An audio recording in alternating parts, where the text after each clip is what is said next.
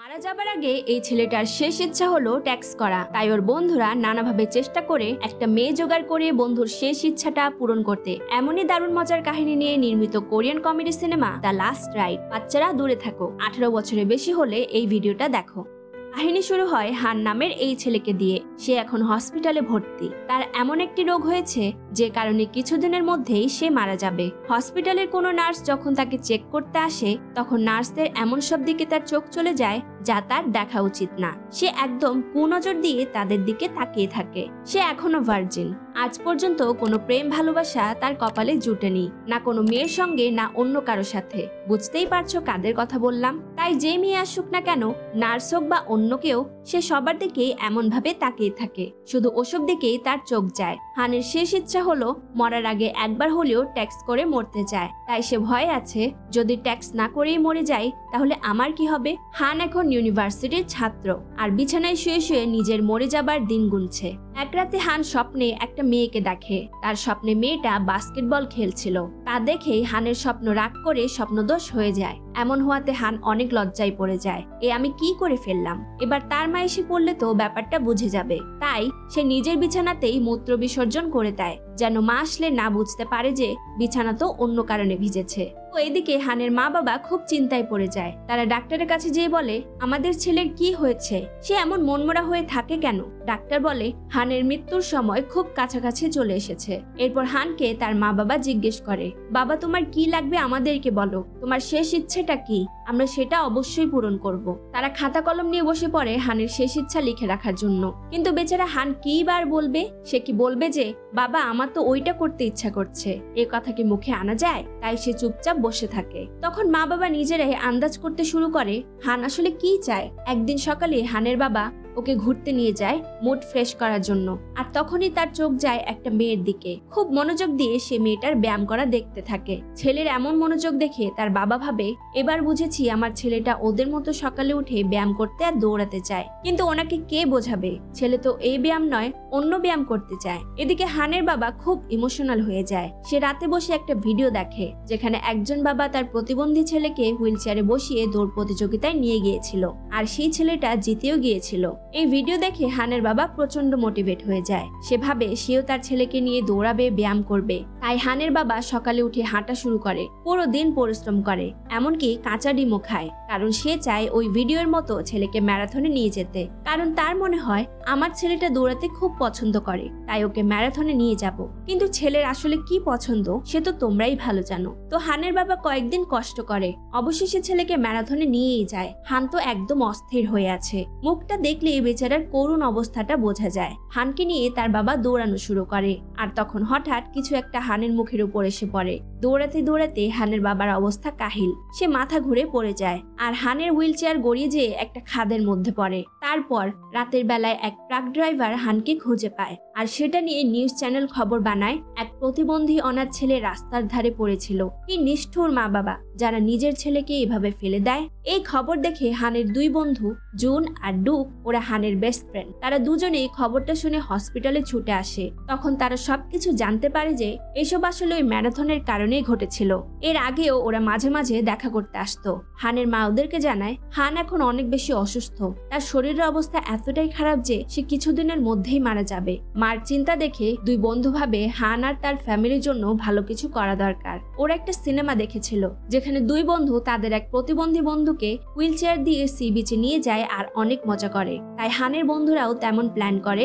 রাতেই তারা হসপিটাল থেকে বেরিয়ে পড়ে। হানকে তারা হসপিটাল থেকে কিডন্যাপ করে। তারপর ওকে তাদের ভাঙা স্কুটারে বসিয়ে সি বিচে নিয়ে যায়। তো সি বিচ যেয়ে দেখে সারা বিচ জুড়ে শুধু ময়লা আবর্জনা পড়ে আছে। ওরা মুভিটা যেমন দেখেছিল সেভাবে হুইল চেয়ারে বসিয়ে হানকে ঠেলে নিয়ে যেতে শুরু করে। কিন্তু হুইল চেয়ারের চাকা বালির উপরে ঠিক মতো না চলায় বেচারা হান উপর হয়ে বালিতে পড়ে যায় আর তার পশ্চাৎ দেশটা এভাবে আকাশের দিকে উঠে থাকে। ওর মুখের অবস্থাটা একবার দেখো, কি হাল হয়েছে বেচারার। এরপর ওকে আবার হসপিটালে নিয়ে আসে। হানের মা হানের দুই বন্ধুকে মেরে বলে, তোমরা আমার ছেলেকে কোথায় নিয়ে গিয়েছিলে। পরের দিন জুন আর ডুক আবার হসপিটালে এসে ক্ষমা চায়। তারা মনে করে আমরা যদি আমাদের বন্ধুর লাস্ট উইশটা পূরণ করতে পারি তাহলে আমরা স্বর্গে যেতে পারবো। তাই এবার ওরাও হানকে জিজ্ঞেস করে সে আসলে কি চায়। এবার হান চিৎকার দিয়ে বলে আমার ট্যাক্স চাই, ট্যাক্স। এত জোরে চিৎকার করে ট্যাক্সের কথা বলাতে তারা বলে ভাই আসতে বলো, কে শুনে ফেলবে তো। তখন দুই বন্ধু বুঝতে পারে আসলে হান এতদিন ধরে ট্যাক্স চাইছিল, কিন্তু কেউই তার ব্যাপারটা বুঝতে পারছিল না।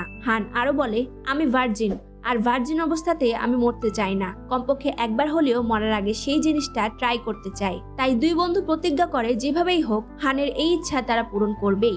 এজন্য তারা মেয়ে খুঁজতে বেরিয়ে পড়তে নিলে হান তাদেরকে থামিয়ে বলে এই শুন, এমন মেয়ে আনবি যেন তার ফিগার ট্যাক্সি হয়। তো এরা মেয়ে খুঁজতে বেরিয়ে পড়ে। ওদের মধ্যে কথা হয় যে এমন মেয়ে কোথা থেকে আনবো, কারণ এই কাজের জন্য মেয়ে খুঁজে পাওয়াটা মোটেও সহজ না। আর ওরা নিজেরা তো এখনো বিশ্ববিদ্যালয়ে পড়ে, এই জগৎ সম্বন্ধে ওরা তেমন কিছু জানে না। তাই শুরুতে তারা স্কুলের কিছু মেয়েদের কাছে যায়। একজনকে বলে আমরা শুনেছি তুমি নাকি এই এরিয়াতে ওই কাজটা করো। মেয়েটা তাকে সঙ্গে সঙ্গে ঝাপটা একটা চড় মারলো। তারা একটার পর একটা মেয়েকে জিজ্ঞেস করতে থাকে তুমি কি ওই কাজ করো, আর সবগুলো মেয়ের কাছ থেকে চড় খেতে থাকে। অবশেষে মেয়েগুলো মিলে ওদেরকে এমন মার দেয় যে চোখ মুখ ফুলে যায়। কিন্তু ওরা তো এত সহজে হার মানবে না, কিন্তু কি করবে কিছুই বুঝে উঠতে পারছে না।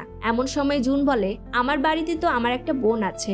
এই মুহূর্তে এসে আমি নিজেই থমকে যাই যে কেমন বন্ধু এটা, বন্ধুর জন্য নিজের বোনকেও কি ছাড়বে না নাকি। কিন্তু জুনের বোনও ডেঞ্জারাস লেভেলের মেয়ে, সারাদিন এক্সারসাইজ বডি বিল্ডিং করে আর কি। তো জুন নিজের বাড়ি যেয়ে নিজের বোনকে ভয়ে ভয়ে বলে তুমি তো এখন বড় হয়ে গেছো, একেবারে মেয়ে হয়ে গেছো। তারপর তার বন্ধুর ব্যাপার নিয়ে বলা শুরু করলে তার বোন জোরে চেঁচিয়ে উঠে ডাক দেয় পাপা, আর দৌড়ে পালায়। জুন তো কথাটাই শেষ করতে পারলো না। ওর বাবা দৌড়িয়ে এসে ওকে প্যাদানি দেয়, একেবারে ঘাট ধাক্কা দিয়ে বাড়ি থেকে বের করে দিল। মার খাওয়ার পর মুখের অবস্থা দেখেই বোঝা যায় ওর বাবা কি মারটাই না মেরেছে ওকে। তো দুই বন্ধু মিলে হানের শেষ ইচ্ছা পূরণ করার আশা ফুরিয়ে যায়। ওরা ভাবতে থাকে মেয়ে যেহেতু আসবে না, তাহলে হানকে অন্যভাবে খুশি করতে হবে। তখন ওদের মাথায় একটা বুদ্ধি আসে, তা হলো ওদের হাত দিয়েই হানকে স্যাটিসফাই করে তার ইচ্ছা পূরণ করাবে। কিন্তু এখানেও প্রশ্ন আসে যে দুজনের মধ্যে কার হাত দিয়ে কাজটা করবে। তো ডিসিশন মেকিং এর জন্য ওরা রক পেপার সিজার খেলে। জুন এখানে জিতে যায়, তাহলে এবার ওই হাত দিয়ে কাজটা করবে। এরপর ওরা চুপচাপ হাসপাতালে ঢুকে হানের রুমে যেয়ে দরজা লক করে ঘরের পর্দা টেনে দেয়। জুন হাতে গ্লাভস পরে আর হানের চোখ ঢেকে দেয়। তারপর যখন হানের প্যান্ট খুলে ওটা বের করে, তখনই ঘরের ভিতরে যে বাথরুম ছিল, বাথরুম থেকে হানের বাবা বের হয় দেখতে পায় যে হানের বন্ধুরা তার ওটা হাত দিয়ে ধরে আছে। এই দৃশ্য দেখে হানের বাবা হতবাক, আমার ছেলের সাথে এসব কি হচ্ছে। ভাবো তো, একটা ছেলে হাসপাতালে বিছানায় মরছে আর তার দুই বন্ধু এসব করছে ওর সাথে। বেচারা হান। আর এই দুজন তো এই পর্যন্ত যা পেদানি খাবার খেয়েছে, কিন্তু এবার তো সীমা ছাড়িয়ে গেল। তাই ওরা সবচেয়ে বেশি মার খাওয়ার প্রস্তুতিটা নিচ্ছে এখন। হানের বাবা ওদেরকে এবার কি মারটাই না মারবে দেখা যাক। কিন্তু তার সাহস করে হানের বাবাকে সব খুলে বলে। তো হানের বাবাও তো একজন পুরুষ, তাই উনিও বুঝতে পেরে বলেন হ্যাঁ বুঝেছি, এবার আমার ছেলে তো বড় হয়ে গেছে, তাই এই বয়সে ওসব করার ইচ্ছে তো জাগবেই। এরপর হানের বাবা সহ ওদের সাথে মেয়ে খোঁজার কাজে নামে। সে যেহেতু ওদের চেয়ে বয়সে বড়, এসব বুদ্ধি তো তার মাথায় একটু বেশিই আছে। বড়দের মাথায় অনেক কিছু নিয়েই বেশি বুদ্ধি থাকে। এবার বাবা আর দুই বন্ধু মিলে একটা ক্লাবে গিয়ে পৌঁছায়। ক্লাবে ঢুকেই দেখে জায়গাটা সুন্দরী মেয়েতে ভর্তি। তো হানের বাবা ভদ্রভাবেই বলে যে হাসপাতালে আমাদের সার্ভিস গার্ড লাগবে। এই কথা বলতেই ওখানকার মেয়েরা তাদেরকে ক্লাব থেকে বের করে দেয়। তখনই সেখানে হান আর তার বন্ধুদের বিশ্ববিদ্যালয়ের টিচার ওদেরকে ক্লাবের সামনে দেখে ফেলে। ব্যাস, আবার ওদের মার খাওয়ার সময় এসে যায়। ক্লাসে গেলে দুজনকে কঠিন পেদানি দেওয়া হয়। টিচার মেরে মেরে বলে এই বয়সে পড়াশোনা করার কথা, আর তোমরা পড়াশোনা বাদ দিয়ে ওসব জায়গায় যাও। তখন হানের বাবা ক্লাসে যেয়ে স্যারকে সব বুঝিয়ে বলে। সব শুনে টিচারও অবাক হয়ে যান, এক প্রকার অনুশোচনায় ভেঙে পড়েন। সে ভাবে আমার ক্লাসের ছেলেদের এরকম একটা চাহিদা আছে, আর আমি সে ব্যাপারে কিছুই জানি না। আমি তো তাহলে ঠিক মতো ওদের খেয়ালই রাখি না। তো এবার এই টিচার নিজেই আবার সে ক্লাবে ওদেরকে নিয়ে যায়। ওখানে যেতে ক্লাবের মেয়েরা টিচারকে চিনে ফেলে, কারণ টিচারই হচ্ছেন ক্লাবের ভিআইপি কাস্টমার। সে এখানে প্রতিদিন আসেন। অবশেষে এক মেয়ের সঙ্গে হানের ব্যাপারে চুক্তি হয়। এরপর দুই বন্ধু হানকে গ্রুমিং করে নতুন জামা কাপড় পরিয়ে দেয়, আর হাসপাতালের রুমটাও সুন্দর করে সাজিয়ে দিল। এর কিছুক্ষণ পর চুক্তি অনুযায়ী একটা সুন্দরী মেয়ে হাসপাতালে আসে হানের শেষ ইচ্ছা পূরণ করার জন্য। এদিকে দুই বন্ধু রুমের বাইরে পাহারা দিতে থাকে। রুমের ভিতর থেকে আসছিল আজব আজব শব্দ, আর থেমে থেমে ইয়ে টাইপের আওয়াজ আসছিল। ঠিক তখনই হানের মাও সেখানে চলে আসে। হানের মা এমন শব্দ শুনে ভাবে কি হয়েছে আমার মাসুম বাচ্চা ছেলেটার। যখন সে দরজা খুলে ভিতরে ঢুকতে নিবে, তখনই হানের বাবা এসে হানের মাকে এক ঘুষি মারে। ঘুষি খেয়ে হানের মা বেহুশ হয়ে যায়। তো মাত্র 3 মিনিট পর সেই মেয়েটা হানের রুম থেকে বের হয়ে আসে। বের হয়ে মেয়েটা হানের বন্ধুকে বলে যারা প্রথমবারের মতো এটা করে, অর্থাৎ ভার্জিন কিউ এই সার্ভিস নিলে প্রথমবার 100% ফ্রি অফার থাকে। তাই মেয়েটির সমস্ত টাকা ওদেরকে ফেরত দিয়ে চলে যায়। এই কথা শুনে হান অবাক হয়ে ভাবে যাক, অবশেষে আমার শেষ ইচ্ছাটা পূরণ হলো, তাও আবার ফ্রি সার্ভিসে। হান মরে যাবার আগের দিনগুলোতে ইমোশনাল হয়ে ভাবতে থাকে যে তার বাবা কতটা পরিশ্রম করেছে তার জন্য, তার মা কতটা ভালো ছিল, আর তার বন্ধুরা সত্যিই তাকে সাহায্য করেছে। এরপর হান মারা যায়। তো মৃত্যুর আগে হান তার মুখ দিয়ে একটি চিঠি লিখেছে। চিঠিটা তার বন্ধুদের জন্য লেখা হয়েছিল,